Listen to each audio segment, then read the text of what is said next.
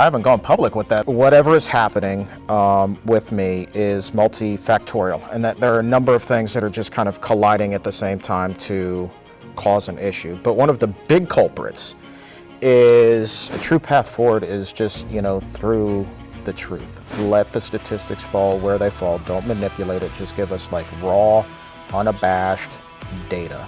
And I think that that's always going to point to the healthier you eat, the better your chances of living a healthier and longer life. A little interruption before we get into today's episode. So I run these shows ad-free. We will never take on sponsors because everything is self-funded through our Fit Vegan coaching program. So if you enjoy this show, the best way to support is obviously to subscribe to the channel.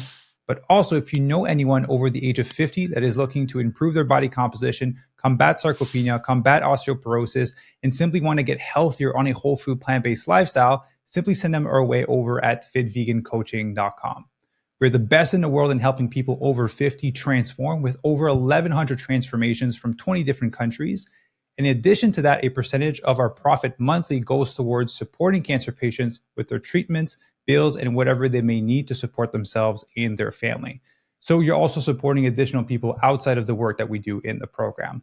That's all I have for you today. Enjoy the episode. All right. Good morning, everyone, and welcome to another episode of the Maxime Sigouin Show. If you're watching on YouTube, you probably have a nice little different background. If you're not listening on YouTube, you should go on YouTube right now and see this beautiful mountain behind us and our beautiful guest. You got Chuck. I'm beautiful. Thank you.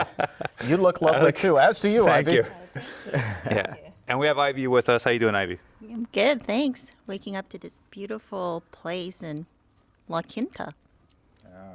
Decided to do a little road trip. Chuck came down. So Chuck, welcome on the show, man, for Thanks, I don't know, man. third time? I think third time's a charm. Last one was a doozy though, wasn't it? It was. It made a big impact. Awesome. Yeah, so for today, a little update from Chuck. We're going to just be, chatting and trying to, provide some guys some value and see what we come up with. Those are my favorite type of episodes when there's nothing really planned for it. Yeah. We just decided to record before we left this beautiful Airbnb. So Chuck, how's it been, man? You decided to come up here and spend a week with us. Yeah, I mean, this is a completely different coast. I am many thousands of miles away from my home, but I kind of want to move here, to be honest with you. Like, really this place nice. is gorgeous. Like La Quinta, this nice Airbnb. We're literally sitting on a putting green. We've got gorgeous mountains behind us. Like, this has been a great escape from what has become my day-to-day reality. So thanks for bringing me to Never Never Land, bro. Well, I'm happy you flew down. Got to spend good time together. Yeah. We got to train. Yeah. And, talk business and health and all things life. Yeah, and that's one of the things that I've learned over this past week is that maybe I have been, at least on the cardio front, selling myself a little bit short in terms of what I can do. I think I've been to the gym with you 3-4 times and was going pretty intense on the interval training. Not at a point where I can run yet or anything like that, no strength training, but I mean, I worked up a good lather. Yeah. Good 45 minutes on the treadmill, up with the intervals, and then off to the elliptical. So for about an hour 10, like I was getting a good pump there 3-4 times. Yeah. And all three of us played basketball. We were a team, and then we dunked on other people. Chuck was throwing alley-oop to Ivy. Ivy was dunking on people. Chuck was shooting half-court shots. You wouldn't look at, or to look at this, that I'm a basketball hustler, but yeah, careful. I mess around, get a triple-double. Yeah. Also we have Ivy here. So Ivy is going to be stepping more into more podcasts with me. Nice. Yeah. So I'll pass it over to you, Ivy. See if you have anything you want to add. Well, Tempe's joining us. This is sniffing me around right here. And Tempe actually, surprisingly, love Chuck. So that's the greatest update. At the beginning. Yeah, Tempe doesn't like a lot of people for some reason because of his trauma, especially men. But Chuck won his heart. I'm a So gentle happy soul. about that. Well, it's just treats. I don't need that. See, I got my own. It's just, being gentle with the poop. Being gentle with the pooch. Just went on a morning walk. And, That's what it was. and copious amounts of treats won my way to his heart. So, but that is truly a mama's boy, no doubt about it. No, he just loves me because I give him a lot of treats. That's the trick. So. Anyways, we're so glad you got to spend time with us, though. Like, Yeah. seriously, we're a good team. Playing basketball together, so good that we forgot to record it, so people can't see when we were dunking. it happened, trust me. Just the way Maxim described it. Alley-oops, the whole thing. I mean, you should see, she jumps a good, like, 62-inch vertical. It's unbelievable. On a regular. I mean, just Jump over my head. it's crazy. Yeah. Crazy. So yeah, dude. So what's new and exciting in your world with all the healing? Like, you know, Yeah. I know you're feeling better being out here, and then Julie's Yeah. gonna be forced to move out here now. There are worse things, man. Yeah, it's every day is kind of a roller coaster. And I still do my best to kind of shield people from what it's truly like for me on a day-to-day basis. Obviously, physically, I've changed a lot because I'm constantly bloated and, you know, kind of still get that head in the clouds feeling. Even right now, you know, I kind of feel very disconnected. But I mean, 3 years into this journey, you just kind of learn to live with it. Navigate it. But I will tell you what has happened since the last time you and I got together and you published that podcast. I've heard from so many people who have had similar stories and have had that same, like, disconnected, drunk, stoned, disoriented feeling, constant bloating, fatigue. And it's just like one big mystery. Like, why is this happening? And I was really touched to hear from so many people, and like my heart breaks for each and every one of them, because one of the hardest parts about this is like feeling like you're so alone in all of this, and to know that there are others out there who are like me, and we're all kind of working together to get to a healthier place is, you know, great comfort and support. Not that I would ever wish this on anybody, but you know, just not being on this dark journey by myself has been really rewarding. Yeah, and you can tell that you got used to it, because you can't, like, Ivy and I can't really tell when you're feeling like that. And we've just spent 24 hours with you for the past like 6-7 days, basically. Yeah. So you got really good at like navigating it, which, you know, not something you want to get used to, but you're like, you're progressing forward. And the fact you came to the gym with us, because we don't go to the gym for a small amount of time. We go to the gym for like an hour and a half, 2 hours every morning. This is true. It is not a you know, quick thing. No, you guys are in there, you put in the work, that's for sure. Yeah. Get them gains. Ivy's going to do her 2-hour workouts every day. Always. But yeah, very impressed. Oh, you dropped the mic. Mic down. That's how impressed I was. Very impressed with Chuck, because I know, you know, like you discussed before, you're not feeling well and it's kind of hard to like navigate through the day. But you were at the gym with us. You're just super like energetic. I mean, no one, I can't tell.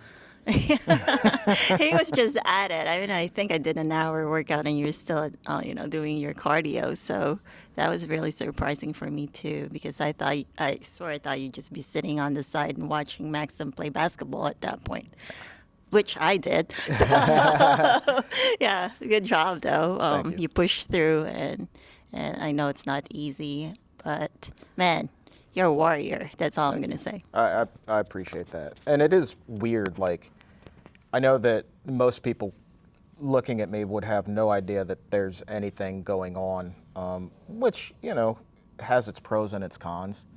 But to just be able to push through, I think is really good. I mean, it's like, even before I got sick, I had the mentality of, you know, you make the most out of what you possibly can, and always challenge yourself, and that'll never settle or resign yourself to just rolling over and dying. And this has been a great exercise in living that type of lifestyle. Yeah. Every single day I have to remind myself, because I wake up and I feel pretty good for like 5, 10, maybe 15 minutes, and then boom, it kicks back in. And it's funny though, because like, I almost every single morning forget that I'm sick. Like, I wake up and it's just like my body wants so used or so badly to be normal again. Like, at night I just forget like what I'm going through. And so it, you know, it's a little bit of a downer, but it's like, all right, well, I've been through this every day for 3 years now. What's another day? Let's keep going. Yeah.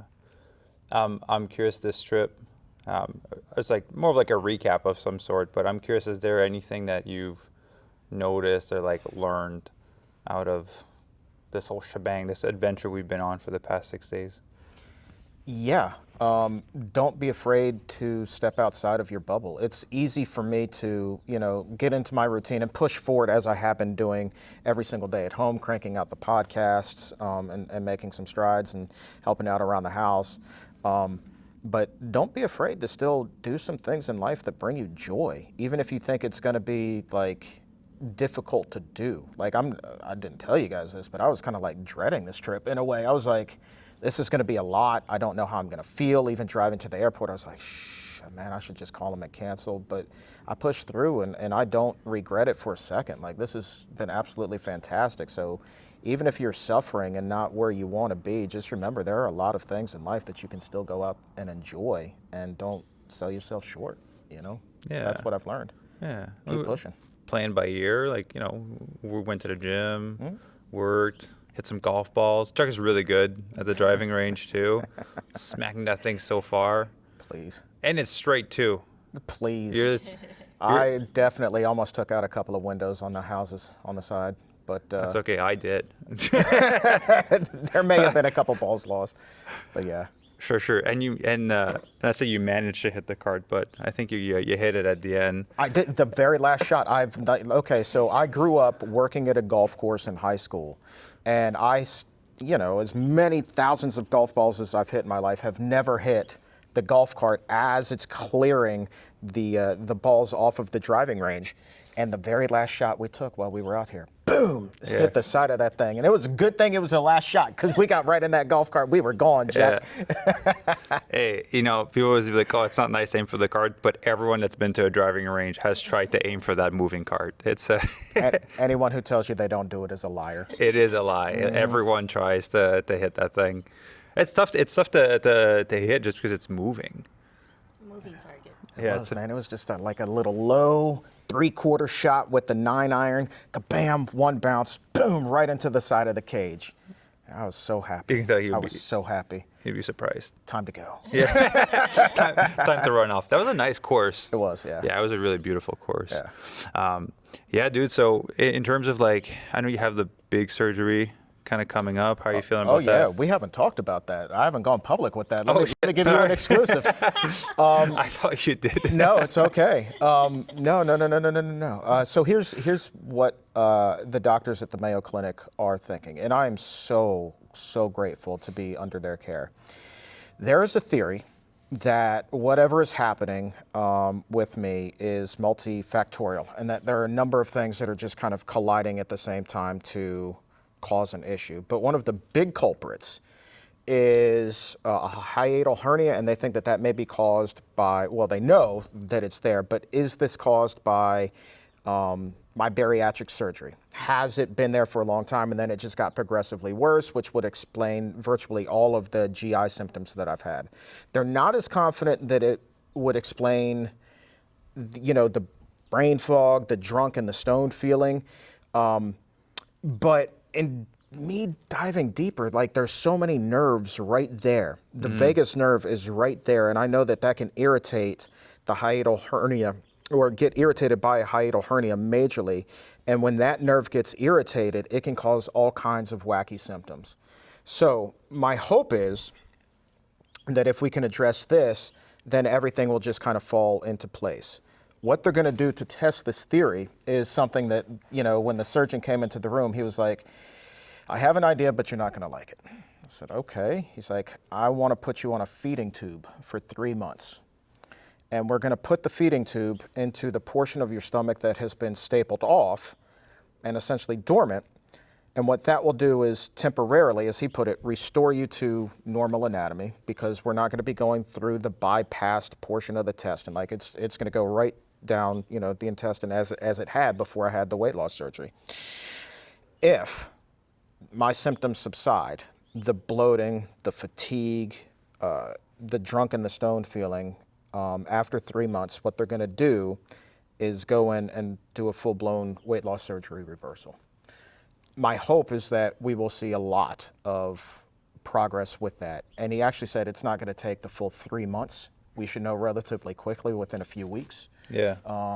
But nonetheless, that's the 3-month window, and that's going to be happening as we record this. I just got that scheduled for the end of January. So keep a good thought. Yeah.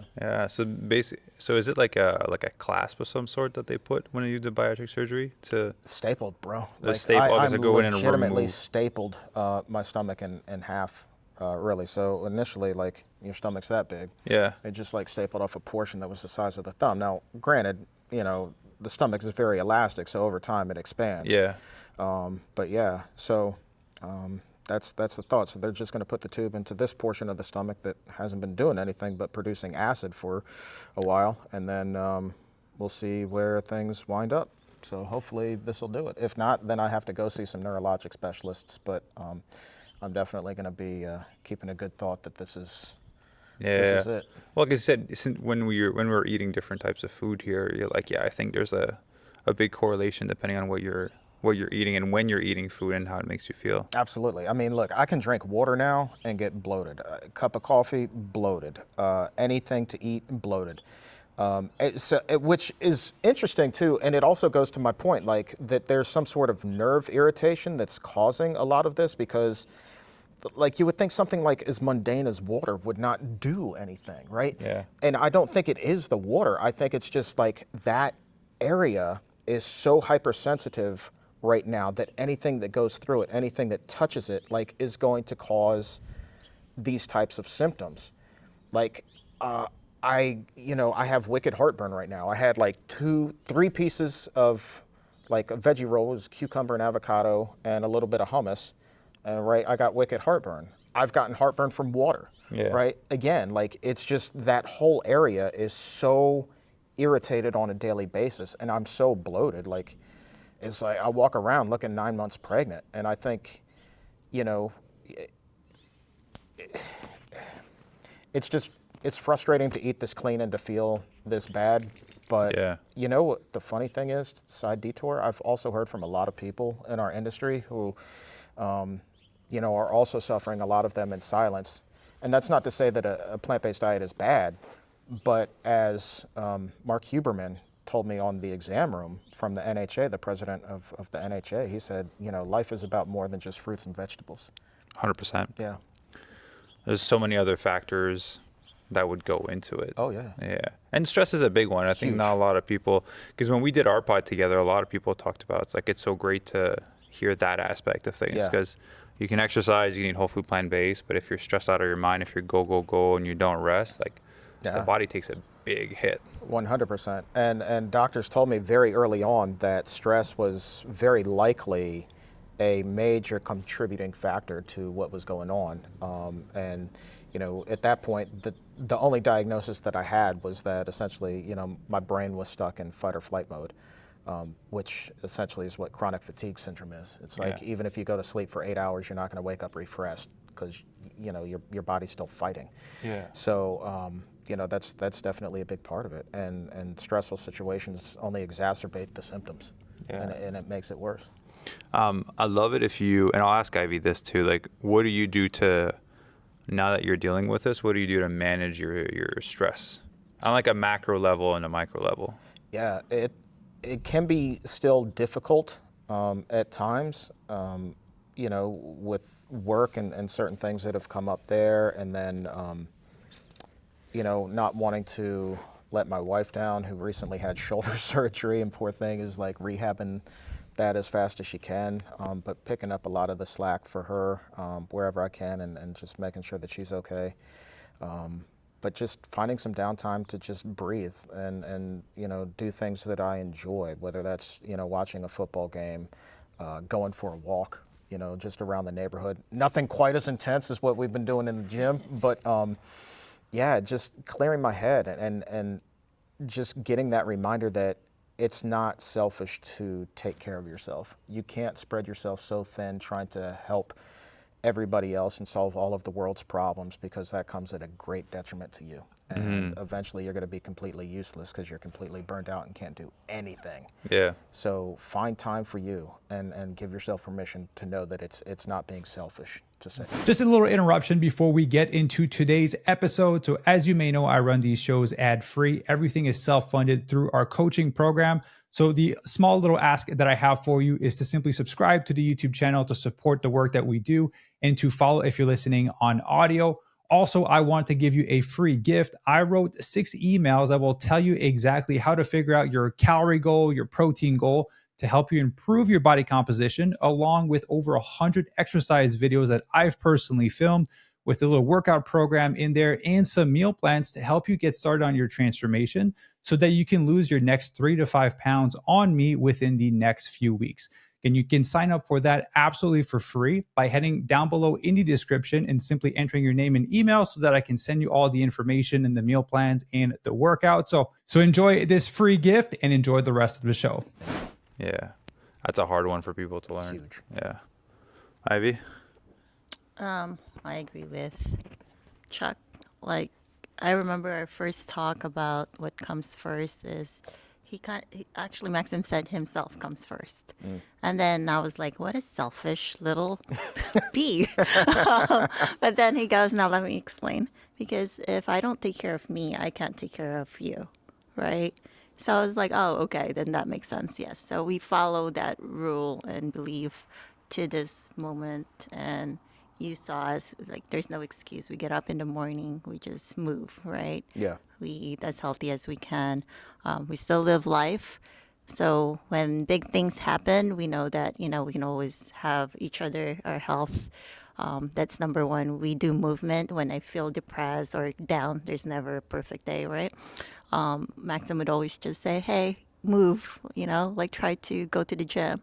And it's as hard as it is, and you know this, when you're not feeling like just even getting up in the day, you're like, okay, like movement is the last thing I want to do right now. I just want to stay in bed. But I do. And when you do, endorphins, all the happy hormones comes out and I feel so much better. And I tell them, okay, great. Thank you for, making me even just like a simple walk around the block just makes me a little better. And it kind of helps. It really does. Same thing, eating like crappy food makes me feel really crappy the next day. So, I mean, it's common sense. Try to eat healthier. And, it really does help the body. And like you said, I have to take care of me first because I can't take care of him if I'm not taking care of myself. So it's not selfish. And we actually, in calls or consult calls with the Fit Vegan, I say the same thing to people because it's so hard for them to think of it as selfless. Just because they think, hey, I'm giving to every single person around me, the community, the family.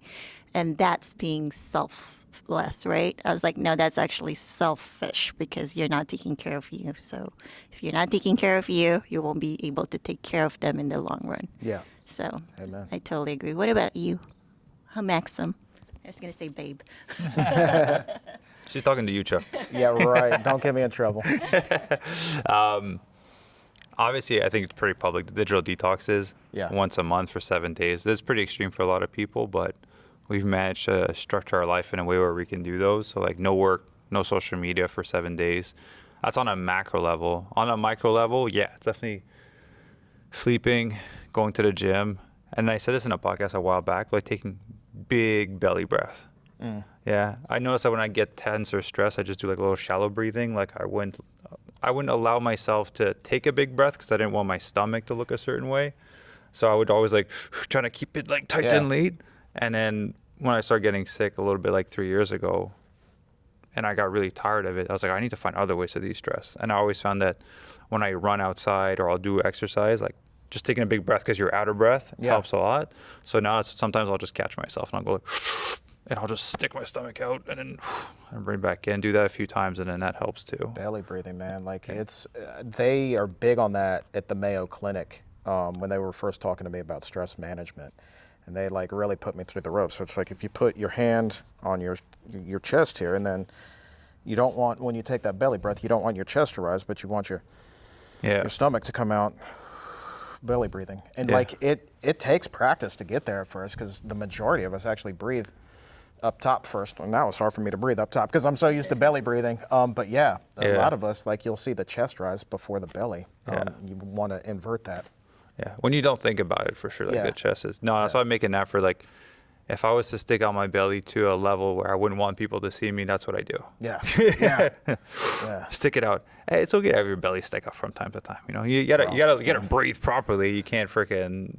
Yeah. True, dude. Yeah. But I'll tell you, that's been one of the hardest parts about this, though. It's just like my belly sticks out constantly now. Like it's just like constantly bloated, and obviously I've put on weight, and it's just like I feel like a friggin' whale all the time. Like, and it's difficult, wearing a different size pant and, actually buying like 2 sizes up so you're comfortable, you don't want to constrain anything.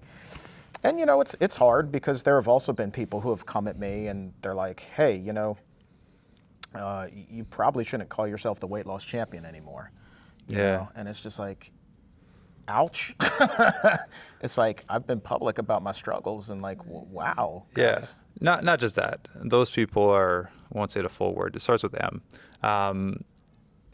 How much weight from the highest point to now? How much? I'm still less than half the man I was. Like, so we're still talking about like a 230 pound difference. Yeah, dude, you lost more than me. I'm 190 pounds. So you lost more than me still to this point after having put on some weight, right? Yeah. If you lose a human size weight, you can call yourself the weight loss champion. Thank you. You lost you lost a big man. That's a football player right there. 230. For a couple of Ivies, easy, Yeah, definitely a couple IVs. Yeah. Actually, 2 of them pretty much like on the dot. Well, speaking of negative comments and people just coming at you, how do you cope with that? Because you're so public. And I feel like people just put a target just because you're a public figure and they're hiding behind, their computers and you can't see them and they can comment however they want.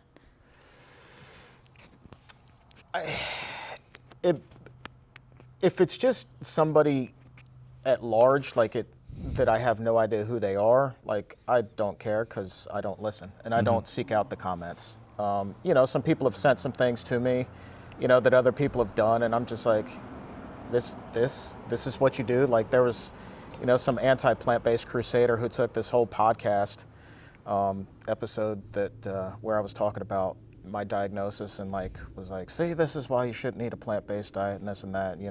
This guy is so sick now, and it's just like, they took a pixel out of a picture, basically. Yeah, I was like, you guys are totally missing the point. It was like, you completely cut out the part where it was like, I would be in way worse shape if I were still eating like Big Macs and French fries and things like that. It is what it is. Yeah, when you told me about that, I was upset for you too, because when we first started like hanging out and talking, I was like, man, we'll turn you into like Jack Chuck. Yeah. Chuck 3.0 basically. Yeah. And when you tell me about like your stories now, like I get in a positive way, I get excited about where you are because you're so public and this is so documented that, dude, once you get there, you'll be able to pinpoint in like videos and sort of like, I like the climb. I like the journey and the struggle. And like I told you when we were in the house, I think it was this morning, yesterday, I was like, this is like, how do you call that again? The slingshot, right? So it feels like you're going backwards, but tension is building to move you forward. Like, man, once you go through this surgery, get better, we'll reset your metabolism, get you in shape. And then once you get to that place, it's going to be so cool for you to look back. So to me, I already see you at the end point. And I know that right now, like, it sucks and it hurts and like, who cares? It's a part of everyone's journey. But like, this is just a step towards making that much more worth it when you get at the end. Oh, 100%. Like, that's how I see struggle. That's how like I find weird joy in like the climb. Yeah, because most people would quit. Most people give up on you. Most people don't understand. They just see like right now, this is what it looks like. But like, it's taking time getting excited. Like I just love this shit. The conquering of the challenge. Yeah. It makes it so fun once you're on the other side. I think like from a general standpoint in the industry of plant-based eating, people are trying to be perfect. Yeah. And very protective of the movement. Yeah. Because like, you can't say that you're sick. You can't say that you've put on weight. Like, AJ for a few years, she struggled to say that she was going through cancer and kind of dealing with her whole stuff. And, most people that are in this movement just trying to show this perfect picture, right? Yeah. And I said, like, gotten sick several times, which is why I do the digital detoxes. Like, eating plant-based is not a miracle solution that will solve all your problems, but it will greatly reduce your risk of dealing with some of those issues. Like I said, it's a seatbelt analogy in a car. Oh, yeah. You're going to do a car crash without a seatbelt, probably going to die. Yeah. But if you have it on, way less likely to die if you have it on. That's what I see whole food plant-based eating. Yeah. But that's just like the airbag. That's like you managing your stress. Yeah. Right? Driving a truck versus a Fiat, that's you exercising and getting good sleep. Like, there's so many other elements that would cause you to have less likelihood of dying. And whole food plant-based is just one of those components, and it's a pretty big detrimental one if you're eating, processed food all day long and not taking care of yourself, obviously. But yeah, it's people are being too protective of it, and I get it, because the other side of like carnivore and all those peeps are just like constantly shooting shots at it. Yeah. But the other side ain't perfect. We have a history of showing heart disease, cancer, diabetes with the opposite side. Absolutely. Right? Absolutely. So yeah, there's again, we're just reducing. It's a seat belt. That's what it is. And I'll tell you what has a plant-based diet done for me during this. Has it prevented me from having this really like 1 in a million chance thing happening to me? No, but it's a 1 in a million chance, for goodness sakes. But what it has done is, I will call this brilliantly frustrating, is that all of my labs keep coming back normal, which has like made this thing incredibly difficult to diagnose. And this whole thing so puzzling and frustrating. But like cholesterol is not a problem, blood pressure is not a problem. Like they've got tests on me that I didn't even know existed that came back normal, all of which like is great. They just say like, you're a perfectly healthy human being. You're like above average in health. Like, so what is going on? I don't know. Like you guys, and so finally we're at a point where we figured it out. But if I were eating a crap diet, those results would not be normal, and odds are... Dude, you probably wouldn't be here if you kept eating that way. Right, and odds are, man, like we, would be dealing with even more issues. Like we'd be talking about, okay, well, he's got heart disease, liver disease, kidney disease, bowel cancer, like let's just pile it all on. And by the way, we still don't know what's causing all the, the like drunken stoned feeling. It's like, come on, man. Yeah, so some people have had surgery. Some people are just stressed out of their mind and are not managing it properly. It's like I said, live and let live. I think online, I think a lot of people don't do that. Yeah. They have a belief system, and it has to be the most hardcore thing. Like, this is education for people. Yeah. If someone wants to go down 10 steaks after, shit, it's their life, not mine. Yeah. My body's good. I'm not going to eat those 10 steaks. Yeah. I don't know. That's how I see it. Yeah. It's like you get to provide education to people in the exam room. You get to talk to health experts. You bring them on. You show the proof. But at the end of the day, you can't save someone that doesn't want to be saved. Right. Yeah. Right. So now the online world is frustrating me more and more. Yeah. And the more we progress, it's just like, you don't like it. Cool. You go down a bucket of cheese and see what happens, Yeah, man. It's crazy. It is crazy. But, everybody's going to make their own decision. There's so much data out there, and I wish that more people knew how to accurately interpret it. But I think that, the true path forward, and maybe both of you guys agree, the true path forward is just, through the truth. 100%. Let the statistics fall where they fall. Don't manipulate it. Just give us like raw, unabashed data. And I think that that's always going to point to the healthier you eat, the better your chances of living a healthier and longer life and being the person that you want to be. Yeah. And I'd add to that, because that's how Ivy kind of converted over time to eating more plant-based, was just lead by example. Like, leading by example doesn't mean being perfect. It just means being consistent with the things that make you feel better. Yep. Right? Because over time, she was like, oh, Maxime's not dead, and he's been eating vegan since the whole time we've been together. And then I started cooking meals for her, and she was like, oh, I didn't crumble to the ground. My joints didn't give out and, lose all my muscle. Yeah, that's true. I used to have, I'm super like active. Even before I met Maxime, I would go twice a day at the gym, just doing HIIT and cardio exercises, right? No strength. No strength. But then I started feeling knee pain. And I was like, I thought, I'm doing everything I can, but for some reason I have joint pain. I didn't know it was, inflammation or anything like that. I wasn't eating plant-based whole food diet.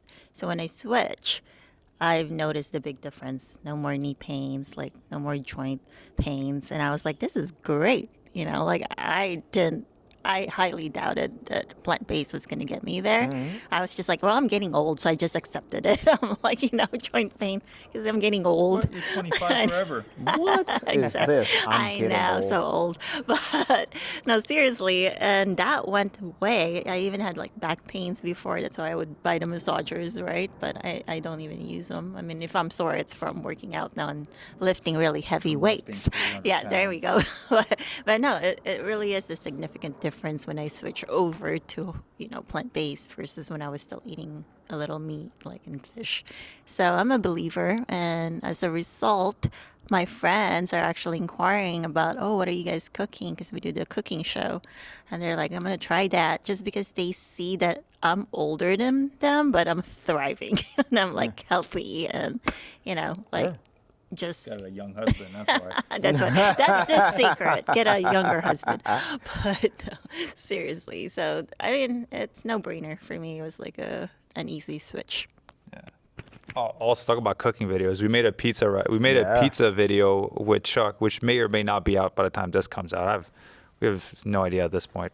We might be in Asia at this point. Who knows? But that was Chuck's first pizza in 8 years since he went vegan. Have not had one. And man, it hit the spot, Jack. That's good. And no fake cheese, none of that fake stuff on there. Yeah. Nooched it up, man. Nooched the tofu. The tofu did a good job was of flavor. Great. And all the vegetables on there was like tomatoes and spinach and arugula and olives. And I know how much Ivy loves olives now. I mean, it was so good, man. It was so good. And it was like, I was telling you, like when I first went plant-based for a very long time, because I ate so much Taco Bell, like I was scared to even eat a healthy wrap. Mm-hmm. And I think I kind of put pizza in that same bucket where I just had this fear of, oh my God, if I eat this, even if it's healthy, I'm gonna, call up Domino's. No, but it was really good, and I can't wait to make it again. It was really good. Like that whole pizza, I would say, like the whole square, because we didn't use like a regular pizza crust, right? We used lavash bread, I believe. Yeah. I would say maybe like 250 calories for the whole thing, and maybe like with the tofu, the nutrition, everything, maybe like 15, 20 grams of protein per pizza. Like those are pretty good numbers. Yeah, not to mention everything else you get with the vegetables on there too. Like it's all good stuff right there. Yeah, all the micronutrients. Yeah, my brain goes to calories and protein first. Of course it does, Mr. Jim. Then it goes body recomposition, and then it goes like, okay, you need the numbers. But that's why you throw in veggies and fruits. It's just kind of an easy way to throw in vitamins and nutrients into it. Pineapple on pizza, yay or no? Oh, 100%. Yeah. Yes, absolutely. People are going to be like, oh, these guys are weirdos 3 now. for 3. No, we didn't say ham. Olives. We said pineapple. Olives on pizza. 100%. Chuck and I had a whole conversation about sourdough bread with olives in it. So the good. best thing Didn't ever. even know it existed. Yeah. Did not even know it Trader existed. Joe's that we found it at. Okay. It was really good. Yeah. Delicious. Yeah, man. We where was it? There was is it called Ed's Bakery in Whistler? Apparently it's like a really famous bakery. I didn't know about it, but we were hanging out with some friends, and on the way down, so for anyone listening, when you drive down from Whistler to Vancouver, on the left side is like a little village before you get to Squamish, and apparently there's a really popular bakery place there, and they have a large following on social media. I didn't even know, but they made fresh sourdough bread with olives in it. Oh, you talk like we bought a whole loaf, and it's a 2-hour drive from Whistler to Vancouver. Yeah. That loaf was gone. By the time we got to, I was like, oh, I'll just have a little bit. And it's fresh too. I was like, I'll just have a little bit more. By the time we got to Vancouver, the whole loaf was gone. Oh yeah, it was. It happens. We were gonna save it to make like avocado toast and stuff, and it's all gone. No. A whole loaf of bread. Oh, for real. Yeah. Hey, you make it for your calories.